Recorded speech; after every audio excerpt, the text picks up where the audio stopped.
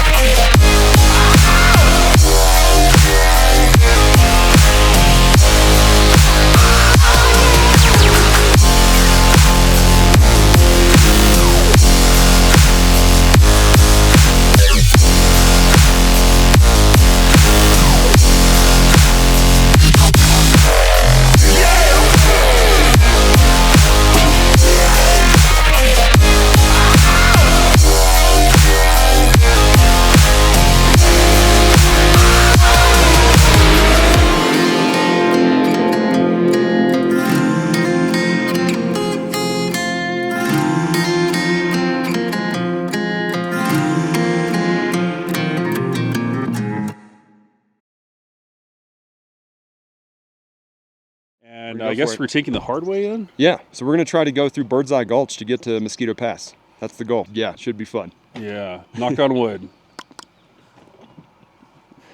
All right, guys, welcome back to day 3 of our trip. We are going to hit Birdseye Gulch and then hopefully get to Mosquito Pass.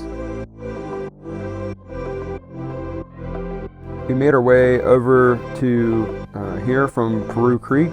It was not a bad drive at all, and we ended up ducking off here just before you get into Leadville to hit Birdseye Gulch. This is going to be probably the roughest trail we ran all week.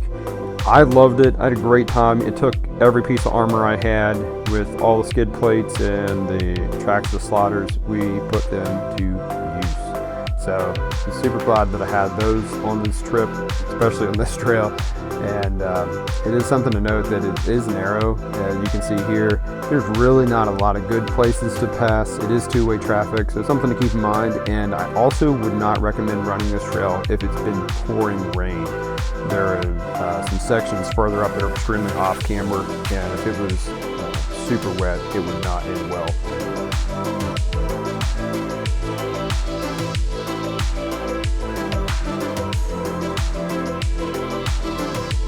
Couple awesome little creek crossings, and then we had to stop for John's trans temps right before we made it to the railroad crossing.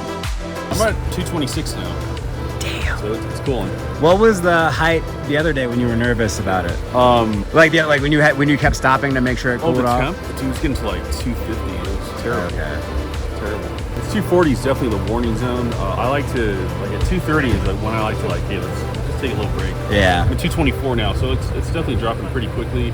This is how quickly it should be dropping. So that's a good sign. I think Ian's little fan is working pretty darn good too. That's awesome. It's definitely doing the job. That's why I was telling Manny, I mean, this will probably really convince him, like, dude, let's go add some fans to this intercooler. Yeah. Once John's trans temps had cooled down, we went ahead and made our way, started on our way rather, back up the trail. This turned out to be where the trail started to get technical, and had a lot of fun picking lines and just discussing which way we wanted to get through some of the obstacles. Now, yeah, this isn't super extreme, but you have to remember, for the most part, we like to keep the wheeling light, you know, level 5 and under, and just have a good time taking in the views and seeing what we can get into.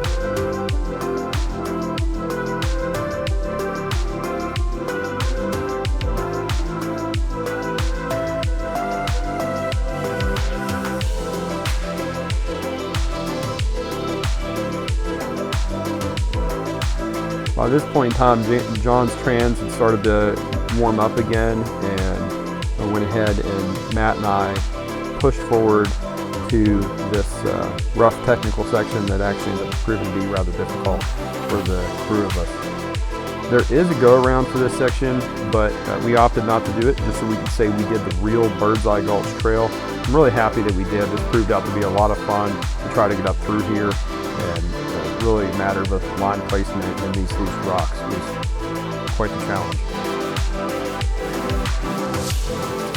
Matt ended up throwing on his rear locker in this section just to make sure that he got through, and I gave him a spot because he had helped me get up just a few minutes earlier. All right, so here is the situation. Parker's Ridgeline hit a trans temp of 273, and he actually got the transmission overheating warning. It's very, very late. At 240 is when you start damaging your fluid, so it's definitely advisable to keep monitoring his transmission temps, but you know, he's kind of like do or die, as you can see, do or die. We got the winch out. It's real steep, and a single winch would be overloaded for pulling up this heavy ridgeline that's around 6,000 pounds or so.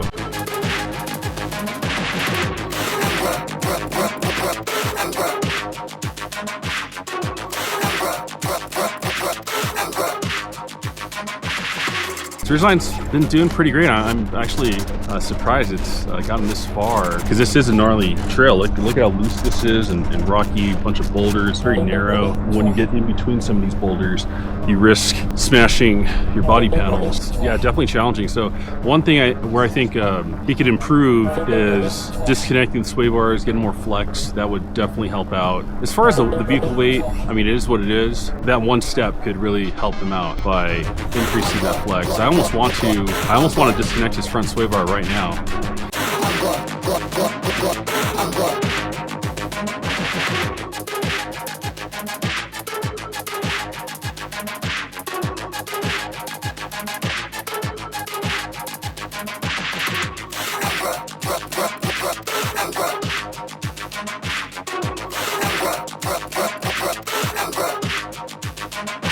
It's better than having issues like at least it's not like raining. It could be like Moab 110 degrees, somewhere like not as beautiful as this. Moab is beautiful, but you know, if you're like stuck in the middle of a bunch of rocks, like, and with no view, we got this open air view. This is awesome.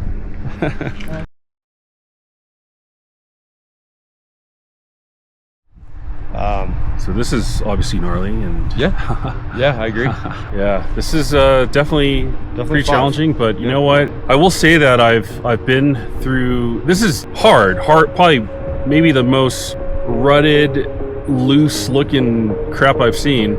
But there are trails that are pretty tough too, like Coldwater Canyon. No, but this is pretty bad, and that trail always changes with conditions, and it looks like this might too. Like with the storms, like these boulders make their way in here.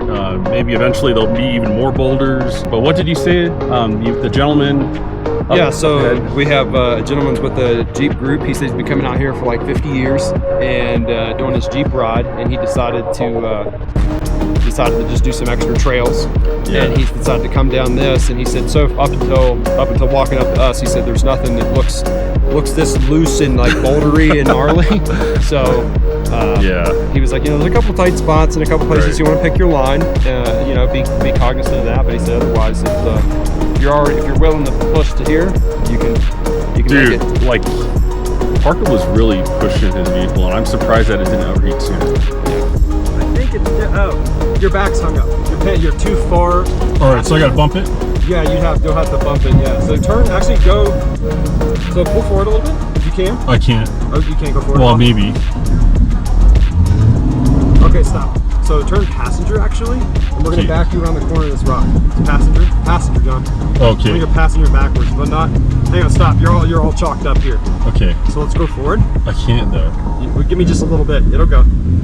That's good. Stop. Hey, dude, are my tie rods? Am I like the steering clear. feels funny? Am I turning? Yeah. Okay. It looks like you're wiggling fine. All right. If you want to slowly go backwards and turn to the passenger side, that way we get you around this rock, hopefully. Okay, hold on. You can go a little bit that way. That'll keep you. Little driver. Little driver. Yeah, I think the way you're going will be perfect. There you go. Nice. You're gonna squeak right around this rock. There you go. And then slowly start cutting passenger. Start paying attention to parking. Hey, let me know what wheels are spinning.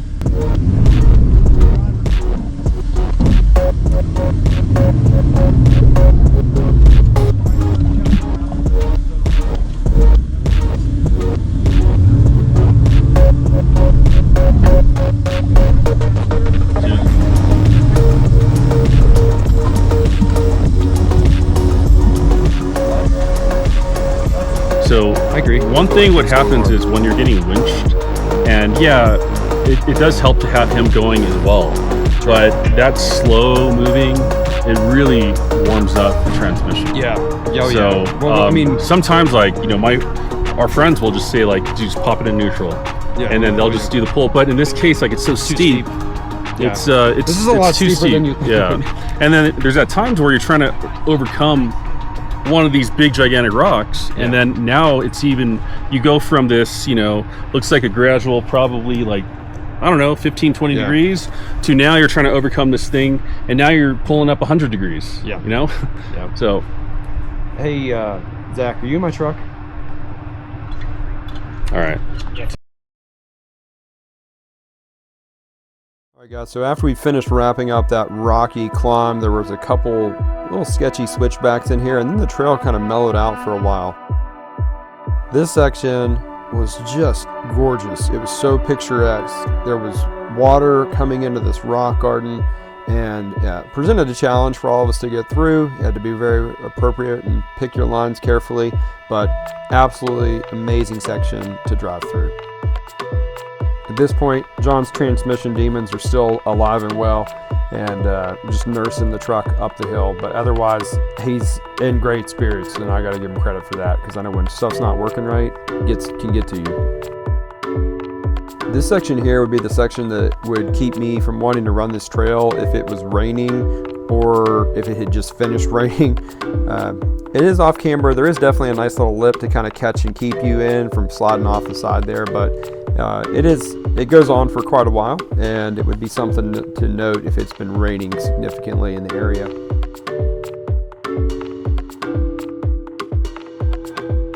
But once you're through that, you're greeted with this. These giant open meadows, you've got the pines, you can see all the way up the valley, and it's just one of those things that's so cool about doing trails like this is they're tight and narrow and really technical, and then they open up and there's just this wonderful view, and you get to take in just the whole alpine area. Matt and I made the choice to go ahead and keep moving towards the top just to check out the view, and Parker and John stayed together just so that way John wasn't overheating his transmission on the way up the hill. Matt going around what probably would have been easy. Give him grief for that some other time.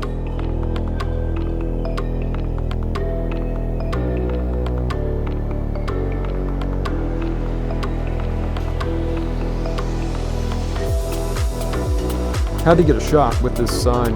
It says Birdseye Gulch, and just to be able to be here, take the truck here, do this trail, I'm so glad I put it on the list. It was definitely one of the more technical trails I've ever driven, and had a lot of fun doing it. At this point, Matt and I had kind of continued on by ourselves up here to the top, and Parker and John were just doing little trips up the hill to keep John's temperatures in control until we could get into Leadville to get some supplies to fix them. And then our buddy Javier had gone around in his Forester and gone up to the top of Mosquito Pass and done a little bit of hiking. So we actually meet up with him here shortly. And here as we crest the trail and kind of finish off Birdseye Gulch, there's almost this big intersection junction area where you can either go up Mosquito Pass, down Mosquito Pass, could turn around and go up the road behind us. There's just trails that branch off in all directions, and every single one of them just has that killer Colorado view.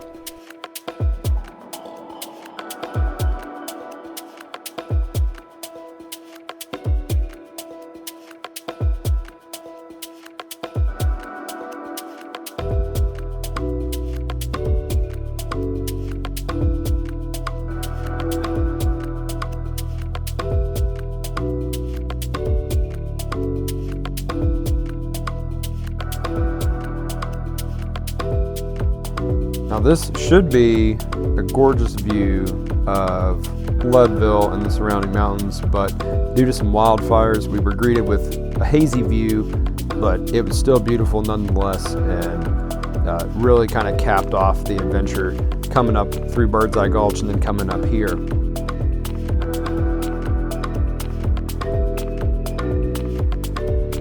This section was super cool because the rocks were almost stacked up like the ripples you would see on the seashore from like the sand and the water rushing through them. It's really cool. One of the things I love about going out to Colorado, being from the East Coast, is that you get these giant, just open views that make you feel so small. And there's just something awesome and humbling about that all at the same time.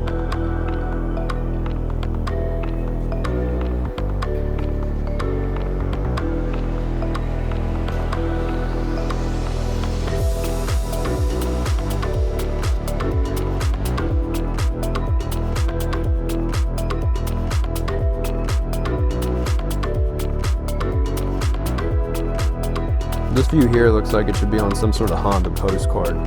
It's absolutely gorgeous. I mean, granted, anything could be driven up there, but just beautiful lakes, lots to see. Then we make our way the rest of the way down, catch up with John, and then we make our way into Leadville to fix his passport.